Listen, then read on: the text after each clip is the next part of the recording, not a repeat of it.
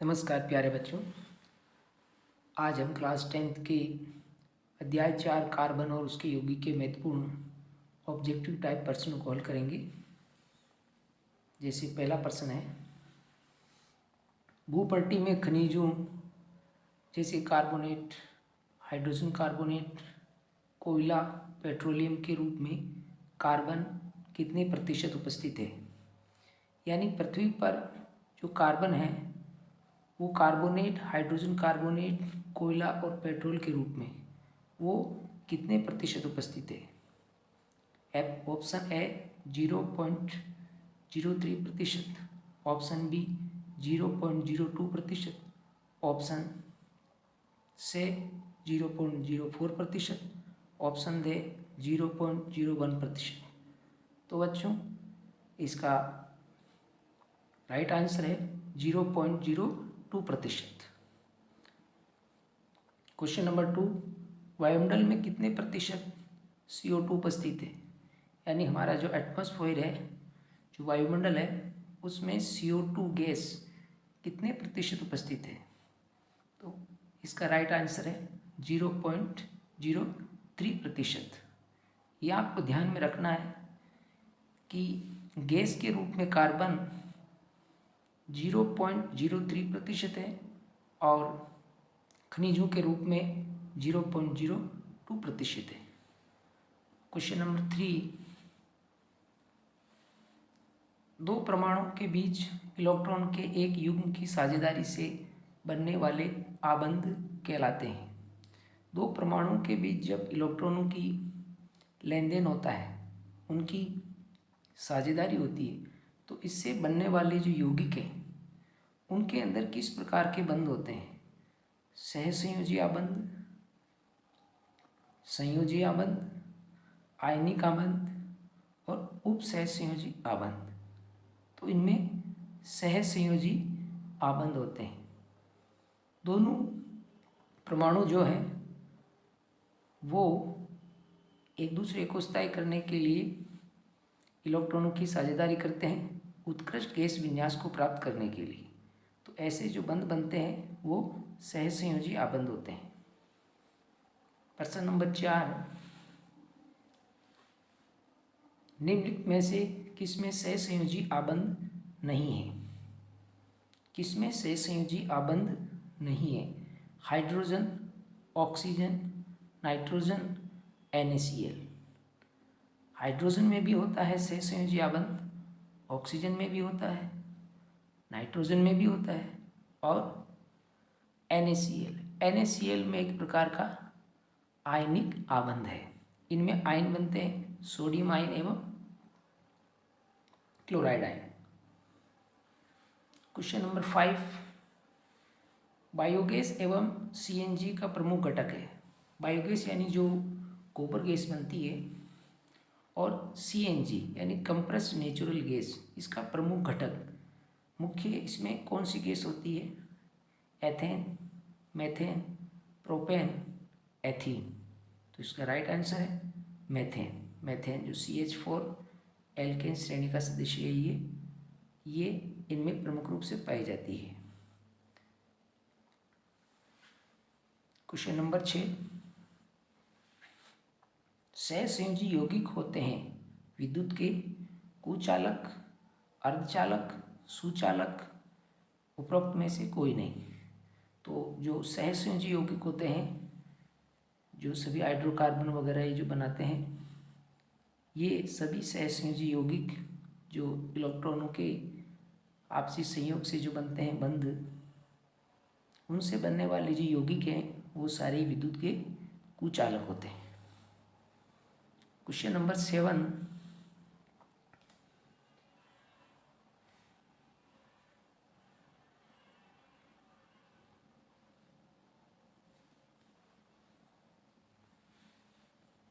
हीरे में कार्बन का प्रत्येक परमाणु कार्बन के कितने परमाणु के साथ आबंधित होता है। हीरे में जो कार्बन का जो एक परमाणु है वो इस प्रकार से होता है,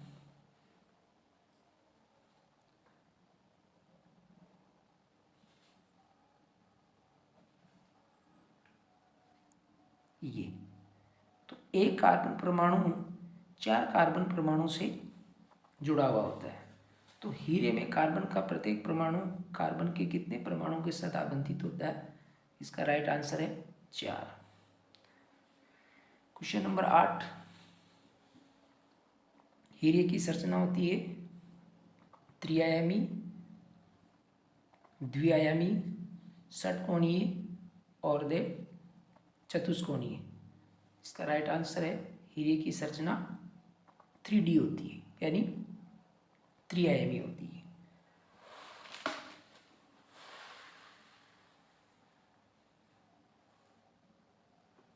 क्वेश्चन नंबर 9, ग्रेफाइट की संरचना होती है षटकोणीय, पंचकोणीय, त्रिकोणीय, चतुष्कोणीय। तो जो होता है ग्रेफाइट, उसकी संरचना षटकोणीय होती है। Right answer A. कार्बन के अपर रूप है हीरा, ग्रेफाइट, फुलरीन, उपयुक्त सभी। तो इसका राइट आंसर होगा उपयुक्त सभी। कार्बन के सभी अपर रूप हैं हीरा, ग्रेफाइट, फुलरीन। हीरा अब तक का ज्ञात सबसे कठोरतम पदार्थ है। ग्रेफाइट अधातु होते हुए भी विद्युत का सुचालक है। तो इस प्रकार से ये इनके अपवाद भी आपको ध्यान में रखने हैं। कार्बन का वह अपर रूप जिसमें कार्बन के परमाणु फुटबॉल के रूप में व्यवस्थित होते हैं। हीरा, ग्रेफाइट, फुलरीन, ए और बे दोनों। तो एक जो कार्बन का अपर रूप है फुलरीन, इसकी संरचना फुटबॉल की तरह होती है, इसलिए इसकी संरचना एक प्रकार जैसे फुटबॉल की तरह इसके कार्बन के परमाणु व्यवस्थित होते हैं। तो इसका राइट आंसर है फुलरीन। श्रृंखलन का गुण पाया जाता है, यानी एक लंबी चेन बनाने का गुण किसमें पाया जाता है? ए ऑप्शन कार्बन में, नाइट्रोजन में, ऑक्सीजन में, हाइड्रोजन में। उसका राइट आंसर है कार्बन में। तो कार्बन के इस गुण के कारण ही कार्बन के बहुत सारे यौगिकों का निर्माण होता है। कार्बन हाइड्रोजन के साथ भी चेन बना करके हाइड्रोकार्बनों का निर्माण करता है। तो राइट आंसर होगा इसका कार्बन में। संतृप्त कार्बनिक यौगिकों में पाया जाता है। जो संतृप्त कार्बनिक यौगिक होते हैं उनमें एकल बंध पाया जाता है। तो एकल बंध वाले जितने भी कार्बनिक यौगिक हैं वो सभी संतृप्त कार्बनिक यौगिकों की श्रेणी में आते हैं। क्वेश्चन नंबर 14, असंतृप्त कार्बनिक यौगिकों में पाया जाता है। जो असंतृप्त कार्बनिक यौगिक होते हैं उनमें 2 प्रकार के बंध हो सकते हैं, या तो द्विबंध होंगे और या त्रिबंध होंगे। द्विबंध एवं त्रिबंध वाले जितने भी कार्बनिक यौगिक हैं उनको सभी को असंतृप्त कार्बनिक यौगिकों में सम्मिलित किया गया। तो इसका राइट आंसर होगा बे और से दोनों। क्वेश्चन नंबर 15, कार्बन की संयोजकता होती है, यानी कार्बन की जो वैलेंसी होती है 1, 2, 3 और 4। कार्बन की वैलेंसी होती है 4। कार्बन द्वारा प्रबल आबंधों के निर्माण का कारण है। कार्बन अन्य तत्वों के साथ जैसे हाइड्रोजन के साथ, नाइट्रोजन के साथ, ऑक्सीजन के साथ प्रबल आबंधों का निर्माण क्यों करता है? इसके साथ बने हुए बंध मजबूत क्यों होते हैं? इसका क्या आंसर हो सकता है? ए, ये कार्बन की चतुसंयोजकता, बी, कार्बन परमाणु का छोटा आकार, सी ऑप्शन है कार्बन का संकलन का गुण, और डी ऑप्शन है कार्बन की सर्वतोमुखी नेचर या उसकी प्रकृति। ये क्वेश्चन बहुत ही इंपॉर्टेंट है। इसमें ऐसा लग रहा है जैसे चारों ऑप्शन सही हैं, लेकिन राइट आंसर है इसका कार्बन परमाणु का छोटा आकार। कार्बन परमाणु का छोटा आकार होने के कारण इलेक्ट्रॉनों का नाभिक से मजबूत अट्रैक्शन होता है। नाभिक इलेक्ट्रॉनों को मजबूती से जकड़ा रहता है, इसीलिए कार्बन का अन्य परमाणुओं के साथ बंध बनाने आसान होता है और बने हुए बंध मजबूत होते हैं। तो इसका राइट आंसर होगा बे। क्वेश्चन नंबर 17, 1828 में फ्रेडरिक वोहलर ने किससे प्रयोगशाला में यूरिया बनाया था? यूरिया जो है वो प्रयोगशाला में बनाया गया पहला रासायनिक पदार्थ है। तो उसका राइट आंसर है ammonium cyanate C. Ammonium cyanate से फ्रेडरिक वोहलर ने 1828 में यूरिया का निर्माण किया था। तो राइट आंसर होगा इसका अमोनियम साइनेट से।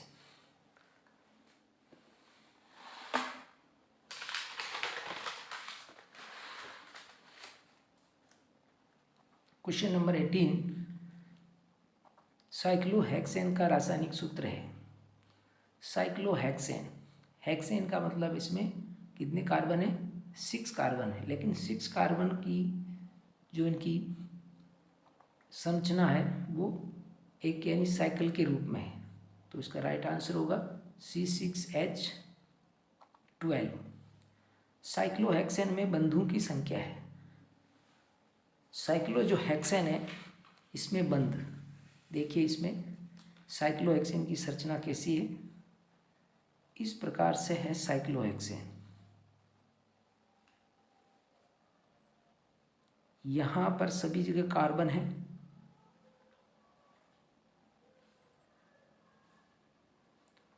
और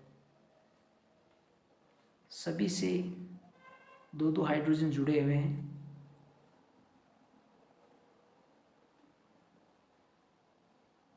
इस प्रकार से कार्बन की चारों संयुक्ताएं कंप्लीट हो जाती है।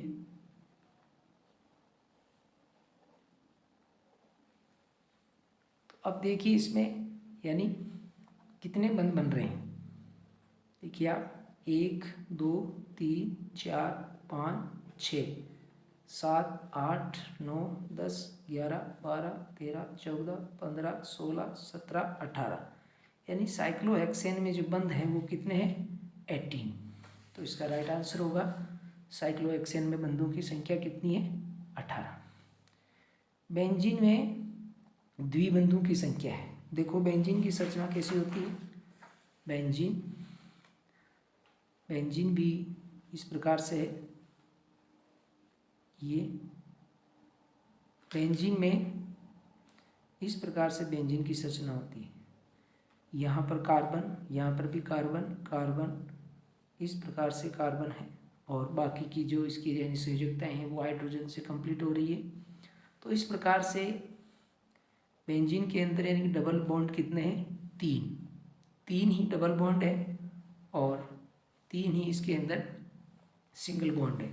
तो इसमें राइट आंसर होगा बेंजीन में द्विबंधुओं की संख्या है 3।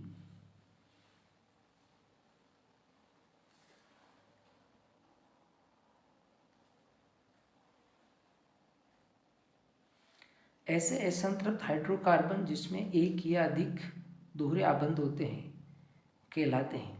यानी ऐसे असंतृप्त हाइड्रोकार्बन जिसमें एक या एक से अधिक डबल बॉन्ड होते हैं तो उनको क्या कहा जाता है? एल्कीन।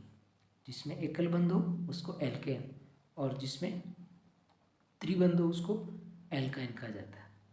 तो इसका राइट आंसर होगा एल्कीन।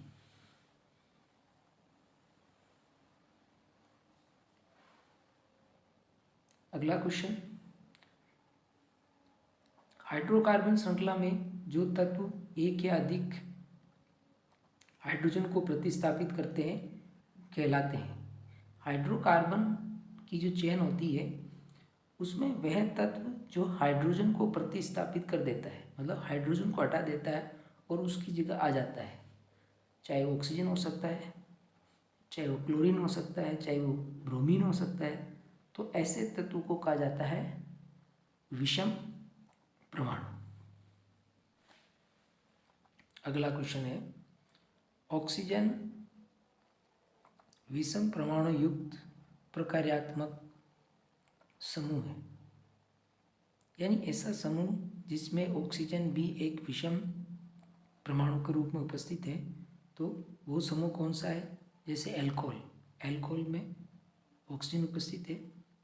एल्डिहाइड CHO, इसमें भी ऑक्सीजन उपस्थित है। Ketone C double bond O, इसमें भी ऑक्सीजन उपस्थित है।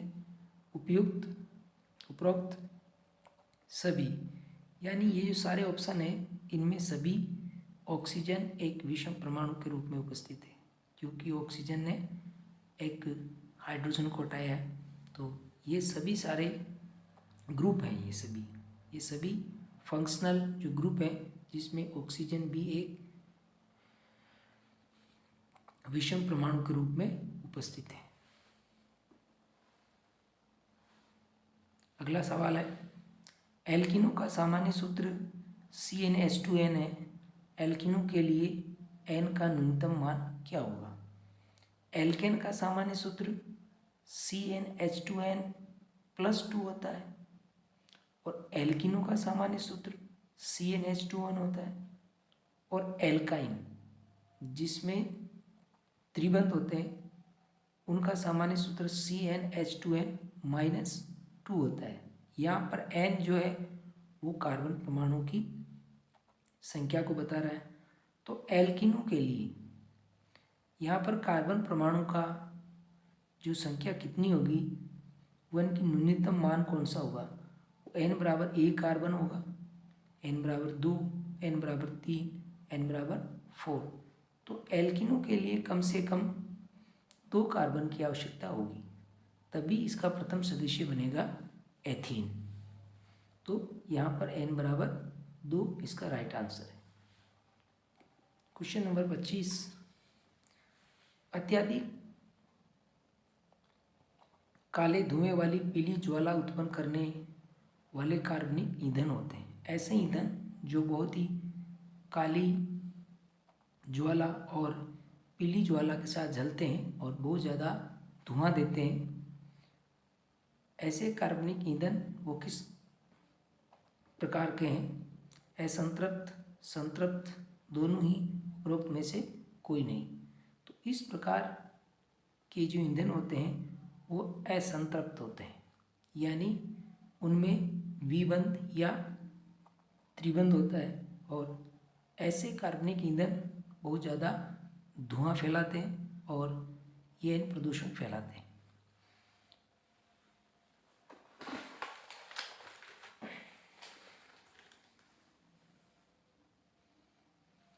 अगला क्वेश्चन, घरों में उपयोग लाई जाने वाली गैस LPG गैस या केरोसिन के स्टोव के बर्नर में छिद्र होते हैं।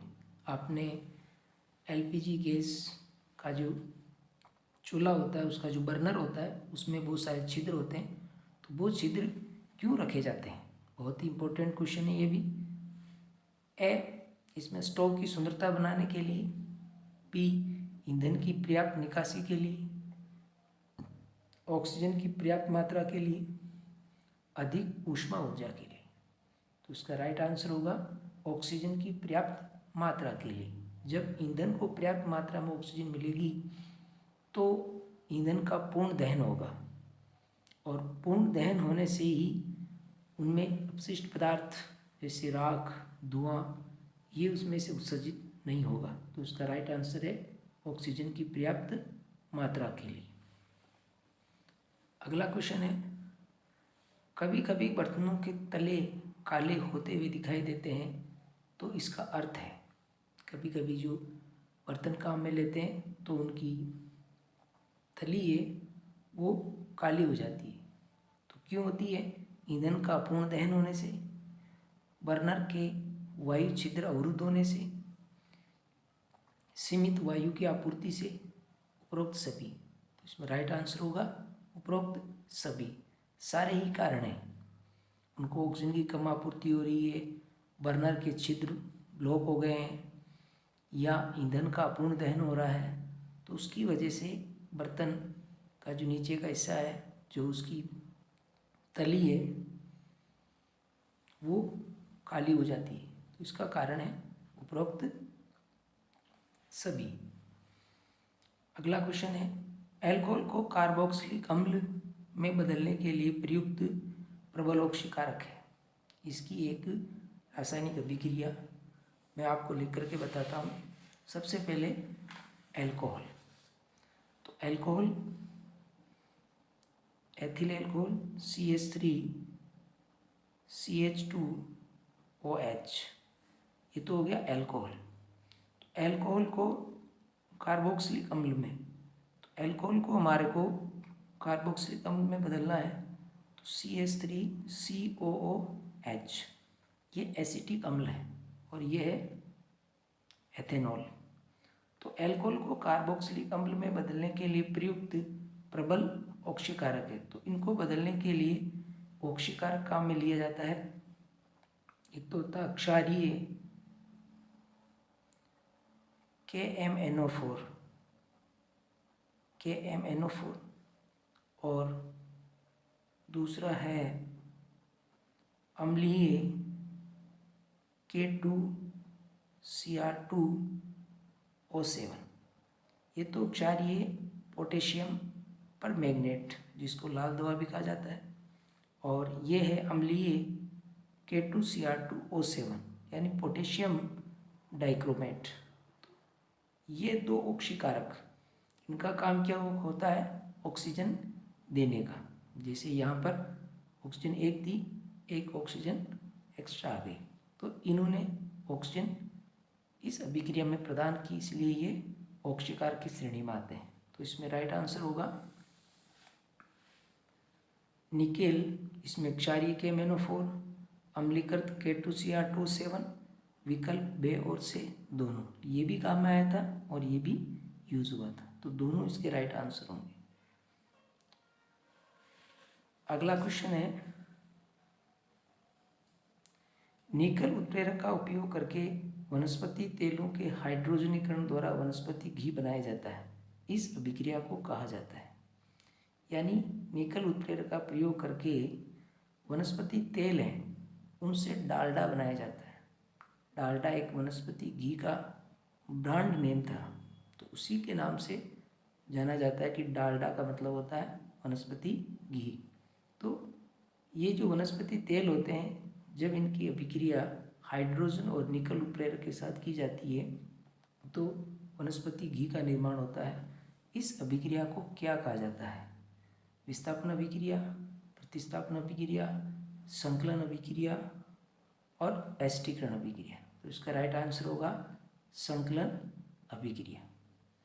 अब ये अभिक्रिया कैसे होती है, इसको भी इस प्रकार से आप देख लीजिए।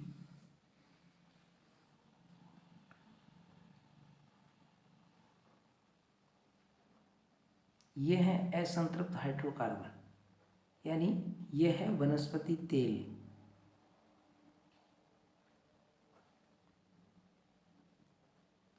ये वनस्पति तेल है।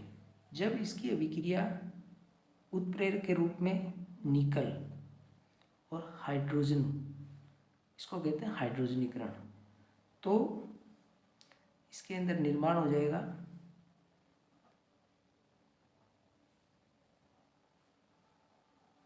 दो हाइड्रोजन ऐड हो जाएंगे, ये बन गया हमारा वनस्पति घी, डालडा।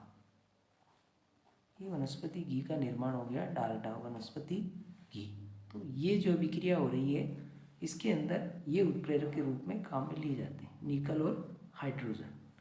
तो इस अभिक्रिया को कहा जाता है संकलन अभिक्रिया।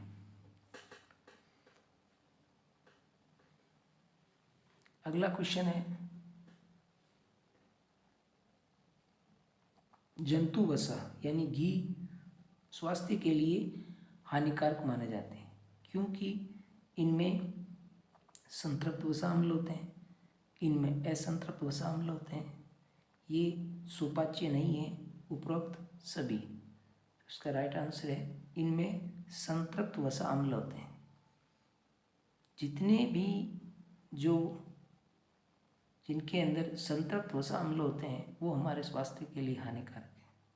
जो तेल हैं उनमें सभी में असंतृप्त वसा अम्ल होते हैं जो हमारे स्वास्थ्य के लिए लाभदायक है।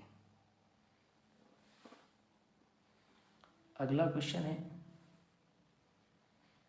सूर्य के प्रकाश की उपस्थिति में संतृप्त हाइड्रोकार्बन में क्लोरीन का संकलन यानी क्लोरीन का जुड़ना, इस अभिक्रिया को क्या कहते हैं। इसको भी आप इसकी रासायनिक अभिक्रिया लिखते हैं अपन। सूर्य के प्रकाश की उपस्थिति में संतृप्त हाइड्रोकार्बन, संतृप्त हाइड्रोकार्बन का मतलब आपने ले लिया जैसे मेथेन, इसमें एकल बंध है सभी में, तो ये हो गया अपना संतृप्त हाइड्रोकार्बन। तो संतृप्त हाइड्रोकार्बन में क्लोरीन का संकलन, इसमें क्लोरीन को जोड़ना है। सनलाइट, सूर्य के प्रकाश की उपस्थिति में, तो क्या हो जाएगा इसमें CH3Cl और HCl, एक हाइड्रोजन यहाँ से और एक Cl यहाँ से HCl के रूप में बाहर निकल जाएगा। इस Cl2, इस क्लोरीन ने एक हाइड्रोजन का क्या किया, प्रतिस्थापन किया, एक हाइड्रोजन को यहाँ से निकाल दिया। तो इस अभिक्रिया को क्या कहा जाता है, इसको प्रतिस्थापन अभिक्रिया कहा जाता है। तो इसका राइट आंसर होगा बी।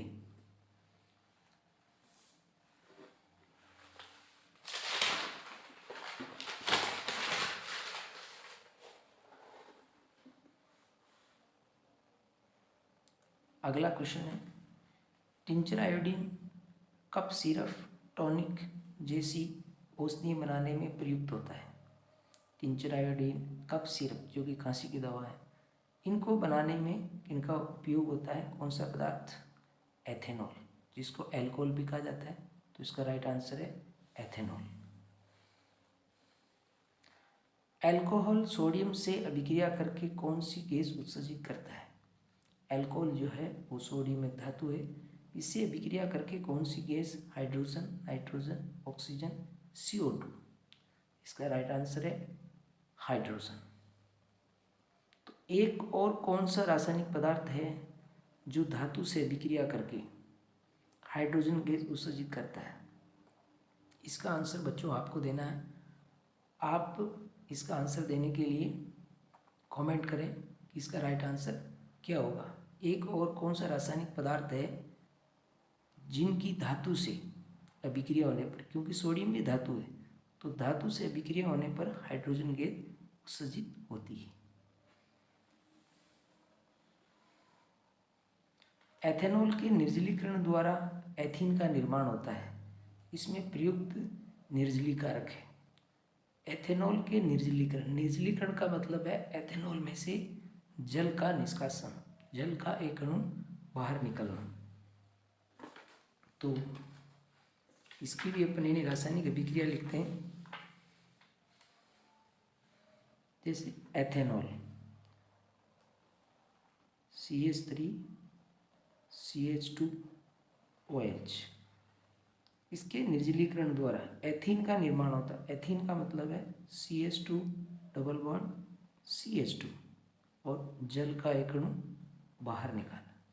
तो यहाँ पर जो इनके निर्जलीकारक के रूप में प्रयुक्त कौन किया जाता है, किसका उपयोग होता है, वो है सांद्र H2SO4, सांद्र H2SO4, इसका प्रयोग किया जाता है। तो इसका राइट आंसर क्या होगा, सांद्र H2SO4।